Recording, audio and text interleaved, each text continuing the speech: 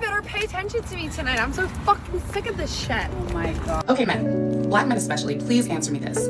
Why is it that many of y'all refuse to go to curated dating events? So I went to a singles event last night in downtown Phoenix. I had seen their events on TikTok and it looked super fun, but it was not what I thought it was gonna be. There are two common reasons why men aren't going to dating events. So I have to cancel the singles event that I planned to be on my farm this weekend.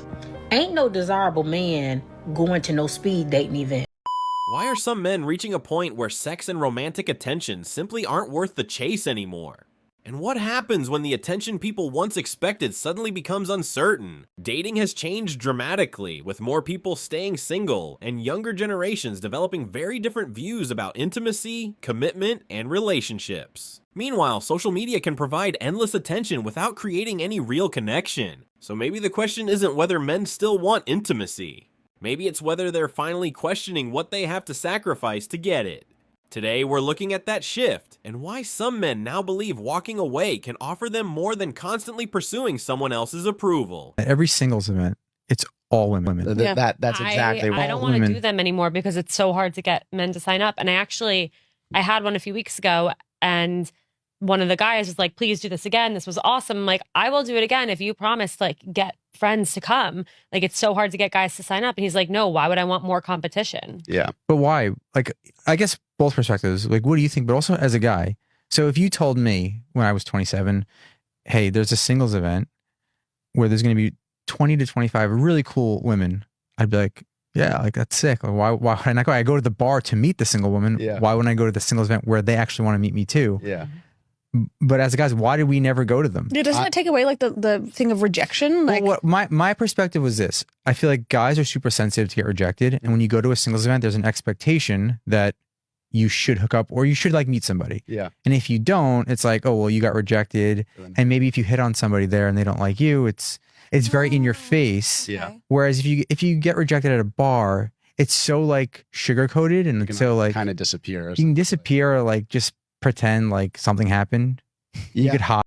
Those earlier choices weren't forced on anyone. They were often embraced, defended, and treated as the right path at the time. The stability and companionship being desired today were often available years earlier, but other priorities seem more appealing then.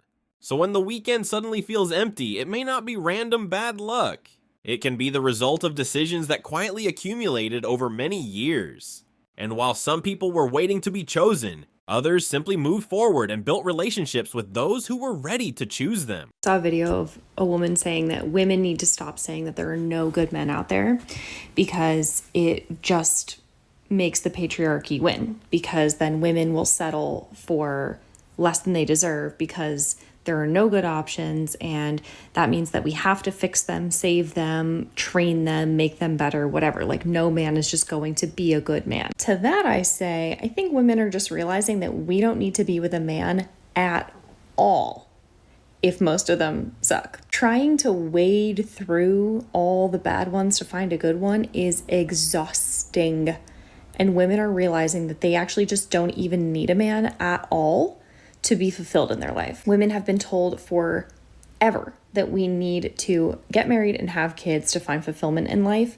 And I can tell you right now, some of the happiest women I know are either unmarried, child-free, or both. I do believe that there are good men out there. I know there are because I found one. He's amazing. 25, 26, 27, 28, 29, 30. Real peace doesn't need to be constantly displayed for strangers to believe it. Sometimes the strongest clue is how hard someone feels the need to prove that everything is perfect. People who are genuinely satisfied usually don't need an audience validating every moment. You can see the difference when the appearance of happiness is fighting against what someone is actually feeling underneath. I think that right now women are realizing that we need to build a beautiful life that fulfills us and makes us happy without a man being a part of the equation at all. Once we have that, we can add a man in, and if he continues to add value to our life, continues to make us happier, continues to make us feel more safe and secure and free in our expression, amazing. But I don't think that holding men accountable for their actions and saying that men suck is going to make women settle for less. I think it's making us realize that maybe we just don't need them at all, and we can hold out until we really do find a good one instead of dealing with all the bullshit. Trying to convince someone of an experience they've already chosen to dismiss can become an endless battle. Sometimes the better answer is simply to step back and let reality speak for itself. There's no need to argue when your actions can make the point more clearly. Walking away doesn't necessarily mean choosing loneliness or emptiness. For many men, it means moving toward a life they believe gives them more peace, freedom, and purpose. And that difference changes the entire story. From this event, and what is wrong? Good Lord. With men? She looks like an XL version of Selena Gomez. They have lost the art of approaching. Like, if we make eye contact, and we make eye contact multiple times, that is your sign. That is your sign that I am interested, that the girlies are interested, and that is your sign for you to come up to us and talk to us, because that is the okay. So, like, do women have to do the approaching nowadays? Because that's not happening. If you think that's what's gonna happen, that's not what's gonna happen. When available partners are repeatedly treated as temporary options, there's no guarantee those same people will still be waiting years later.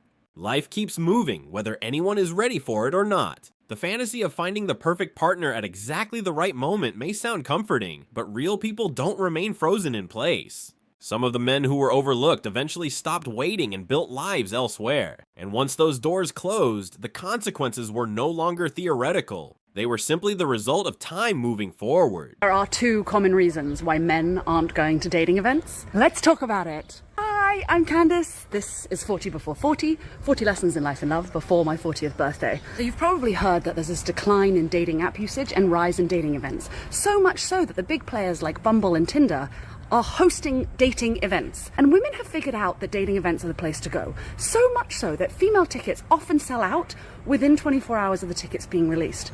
But men haven't quite gotten round to that yet. And I've heard from men that there's two main reasons. Number one, they just haven't thought about it. They're used to swiping on a dating app. It's more convenient. Even if it's not any more successful, it just fits into their life a little bit better. But the second reason I hear the most is that men are intimidated by going to a dating event because they get rejected in real life. Why would they want to be rejected with more people at a dating event? And the opposite is true. At a dating event, everybody is single and everybody has come there alone and everybody wants to talk to somebody.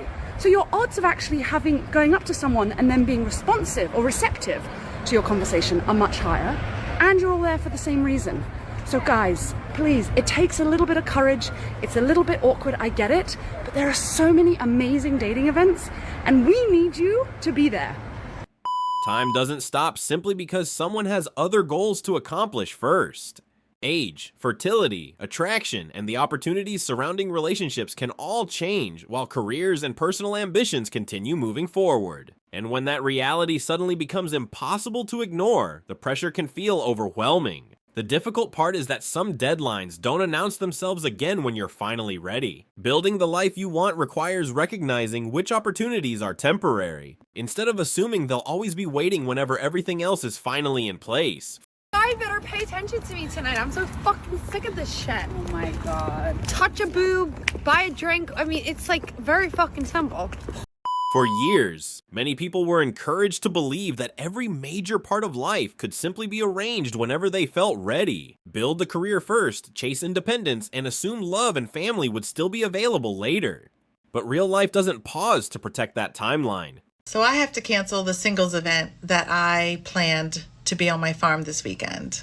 Y'all know I'm an event planner and I have a fish farm, and I advertised a fishing for love event where singles could come here and fish and have dinner and meet each other in person, not on a dating app. And 5 women RSVP'd yes, and 1 man. And even the 1 man that did RSVP did it through one of the ladies. Now, I did all of my marketing specifically towards men because I knew that the women would RSVP. I promoted the event on 45 different Facebook groups specifically about hunting, fishing, camping, country life, and all local to my area. I know that my post reached over 12,000 people specific to the age group, the gender, and the interests that I just described. And yet, no man RSVP'd. So let's talk about why men are not RSVPing and attending these singles meet and greets. So I read something that said that men are just more spontaneous, they just want to show up, but I don't think that's true because men have no problem buying their season tickets to a football game a year in advance, being on time for their fantasy football event, being at a 7 a.m. golf tee time. So the issue must be that they're just not interested in attending these singles meet and greets. I also read that men don't really like the pressure of meeting a woman in a formal dating experience, and they prefer meeting a woman naturally, like at a bar or a concert. But like, don't we all? Now remember, I chose an event that men love doing, and I get men here every day at my farm fishing. I chose a fishing event because as an event planner, I know that I have to always have something for men to be doing. Men don't enjoy just standing around talking like women do. So that's why I chose fishing as the predominant activity. And yet they still didn't want to come. So I would love to hear from you all as to why you think men don't attend singles events. Because all I hear is them on social media talking about how lonely they are and how they all want to meet a woman and how much they hate the apps. So what do you think? Freedom can feel incredible during the day, while the quiet that comes afterward can feel completely different. Both experiences can exist at the same time. Independence may be exactly what someone worked toward, yet that independence can still come with moments of loneliness when the distractions disappear. And when the house becomes quiet and the weekend begins, those feelings can become impossible to ignore. Sometimes the hardest emotions arrive not because freedom failed, but because freedom finally leaves you alone with the life you created. Went to a singles event last night in downtown Phoenix. I had seen their events on TikTok and it looked super fun, but it was not what I thought it was gonna be. Like, I swear on the TikTok that I saw was that they had you fill out a questionnaire, and at some point in the night they like grouped people into groups so that you could mingle and get to know people out of your comfort zone, whatever. That's not what happened last night. It was at Pemberton, but the bar was still open to the public, so the event was just sectioned off in half the bar. But once you got into the event area, it was just like you were at a bar. There was nothing that made it special to a singles event to help you try to get to know people besides everyone in the bar was single. But then to enjoy like Pemberton, you had to go out of the event area to get drinks. So like I paid for a ticket for like a private area of the bar, but it kind of defeated the purpose. I still had a fun night with my girls. I would highly not recommend going by yourself. There was like hundreds of people at this thing. There's no way I could have gone alone. There's a Coles in Melbourne who announced they're doing a singles hour on Valentine's Day, and I was like, I'm single, I hate dating apps, I spend a lot of time at the grocery store, let me go find a husband. Okay, this is my outfit. Okay, there's a camera crew here. Guys, I hate this. Abort, abort. There's like a massive group of people standing at the entry. Like, you can't get in, and they give roses, and I look like a single girl who's trying really hard. So I lingered at Morning Fresh for a while because there was a hot man. He had a wedding ring on. They should have a rule that if you are married or in a relationship, you're not allowed in here for the whole hour. I don't even have a dog. If he has a dog, I would like that. So I just hung out in the dog section for a while. It's empty. He's hot, but he's wearing a wedding ring. Tragic. I need cheese, and I don't want to be on camera. I just need some soft cheese. We are in the drinks aisle, and there are 4 women. There are 2 men down here, but they look quite old. There was a very attractive man. I smiled at him, and he looked the other way. So that was fun. So that was humbling. I may not have found a man or even been given a rose from Coles, but I do have donuts, flowers, and a matcha. So I'm the real winner. Am I a bit bummed?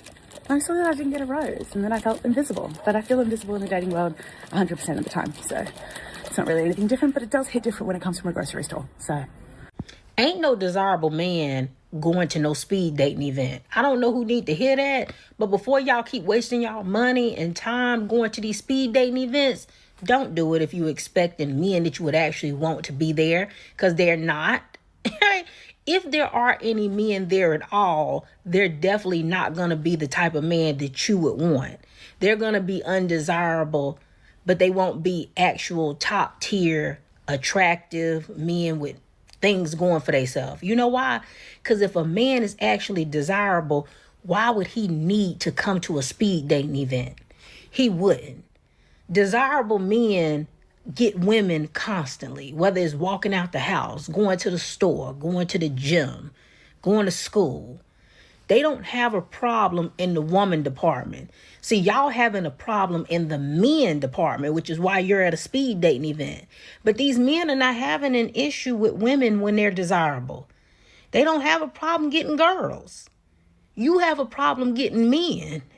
And that's something that you need to work on. But as far as going to these speed dating events and thinking that you're going to meet actual men that you would want, they're not going to be there. You'll be good if you even get any men there at all, even the ones that nobody wants. Okay, men, Black men especially, please answer me this. Why is it that many of y'all refuse to go to curated dating events? I'm talking about events where the vibes are already set, the ambiance is right, the music is good, the drinks are flowing. You're basically guaranteed to meet somebody who's actually interested in you and is serious about dating. You're pretty much set up to win. I haven't made a video about dating in well over a month because frankly, I'm tired of talking about it. But I came across this video and something compelled me to speak on it. Maybe the algorithm will pick this up for Valentine's Day week. This video is an outstanding example of women either asking questions about men in bad faith, asking questions in good faith but presuming the wrong things, or talking to men in a condescending way that feels good for the girlies but is so off-putting to men. To be clear, a number of men do that when talking about women for sure, but this video ain't about that, so let's break this one down. The vibes are right, the ambience is set. For who? Around this time last year, there was a Black woman who talked about how she and her friends organized a singles event and no men showed up. And I reacted to her video asking, did you ask men what they wanted? Or did you just talk to your girlfriends? And to clarify for those who didn't watch my video, I didn't say that these events had to conform 100% to what men wanted. But if you're leaving them out of the planning and marketing process, your chances of bringing them in is going to drop. Because a lot of women presume to know what men want and they don't know as much as they think they do. Now, I don't know what kind of events this lady goes to, but most of the events that I went to last year had an imbalance of too many men or too many women. The last event I went to, men outnumbered women 3-1. Either way, a lot of men report that they get ignored, especially by women they're attracted to. I've certainly experienced that. Paying people to get ignored is less humiliating and depressing when you're doing it on the dating apps as opposed to doing it in person. So my question is it that dating events like this require a certain type of intention and vulnerability, and the patriarchy taught you that pursuing connection with effort somehow makes you less masculine or something? Because the patriarchy told y'all that you're supposed to just stumble into love and not actually prepare for it? Because we see how that's turning out. This is where this video really went downhill for me. Condescending to the other side is not gender exclusive, but it's a terrible strategy that we need to leave behind in 2025. I've unfortunately participated in this and I'm trying to work on that. But this whole, is it just patriarchy that you need to unlearn in order to try, is just, I'll be charitable and incomplete analysis. Plenty of guys have tried, failed, rinsed, and repeat, and they're tired. I'm tired. And as a doctor of anything remotely touching psychology, counseling, or whatever this lady says that she is, it's scientifically proven that this approach of condescension and shame is a poor motivator, yet she's employing it. What does that say about you? I ask, who is this video really for? I'm still wondering if this is rage bait or if she's really being genuine. That goes for a number of videos from women over the last few years. Men aren't men anymore. Men are just little boys. Men are trying to be women now. Men are such...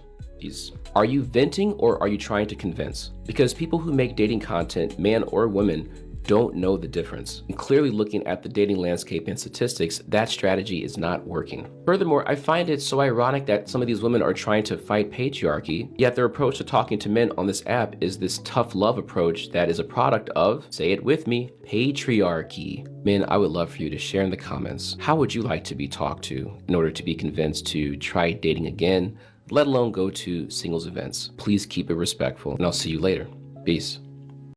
And eventually, the question becomes simple. When does that life you kept postponing actually begin? Independence may have been the goal, and in many ways, it was achieved. But achieving exactly what you wanted can still feel different once you're living with the consequences of it. Meanwhile, the men who were once overlooked didn't simply vanish. Many built relationships, routines, and entire lives somewhere else. That isn't necessarily revenge or punishment. It's what happens when people make different choices at different points in their lives. So why are some men becoming less interested in chasing sex, attention, and validation? Because for many of them, the calculation has changed. Peace, independence, meaningful work, and a life they genuinely enjoy can become more valuable than constantly trying to win someone's approval. The men who once felt rejected may not have stopped wanting connection. They may simply have stopped accepting situations where they feel undervalued. And if more men begin thinking that way, the dating landscape changes with them. The bigger question is whether everyone will adjust to a world where male attention can no longer be treated as something guaranteed. Thanks for watching. This is MJ Voice. If you found this discussion interesting, support the channel by liking the video, sharing it, and subscribing. Help us continue these conversations and reach more people around the world. We want to hear different perspectives, so leave your thoughts in the comments and join the discussion.